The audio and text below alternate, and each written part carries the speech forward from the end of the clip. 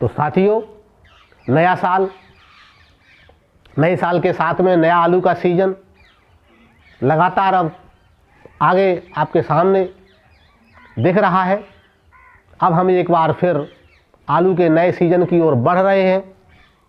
आज भले ही खेतों में खुदाई शुरू नहीं हुई है, लेकिन अगले 1-2 महीने के अंदर सभी किसान भाई पूरे तरीके से मार्केट में, मंडियों में अपनी फसल तैयार करके लाने लगेंगे।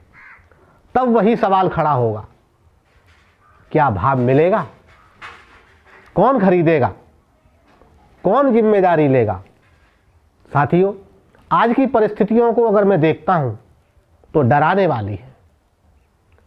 मैं बहुत जिम्मेदारी से कह रहा हूं, आज की जो परिस्थितियां हैं, आज जो संकेत मिल रहे हैं, उन्हें देखकर यह नहीं लगता कि किसान इस साल सुरक्षित है।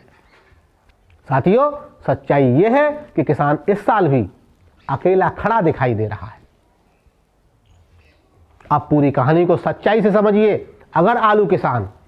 अगर किसान का आलू 1200 और 1400 रुपये प्रति क्विंटल से नीचे बिकता है तो किसान को सीधे सीधे नुकसान चला जाता है। जितना ज़्यादा नीचे बिकेगा उतना ही बड़ा नुकसान साथियों किसान को जाएगा।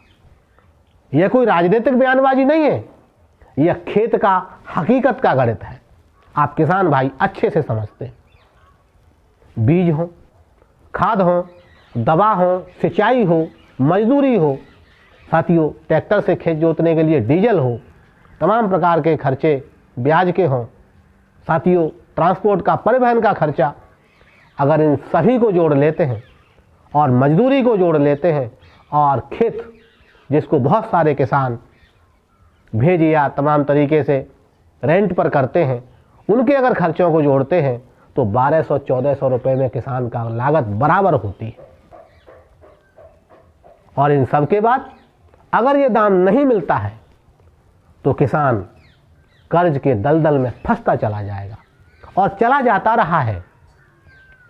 ये नुकसान सिर्फ किसान का नहीं है, यह राष्ट्रीय संकट है। और आज मैं बहुत स्पष्ट शब्दों में कहना चाहता हूं, यह सिर्फ किसान का नुकसान नहीं है, यह सिर्फ किसान के बच्चों का नुकसान नहीं है, यह सिर्फ एक गांव का नुकसान नहीं है, यह पूरे देश का नुकसान है, यह पूरे देश की इकोनॉमी का नुकसान है। इतिहास गवाह है, जिस साल आलू सस्ता हुआ है, औने पौने दामों में खेतों से बिका है, किसान रोया है। जिस साल मंडियां ठप हुई हैं, जिस साल किसान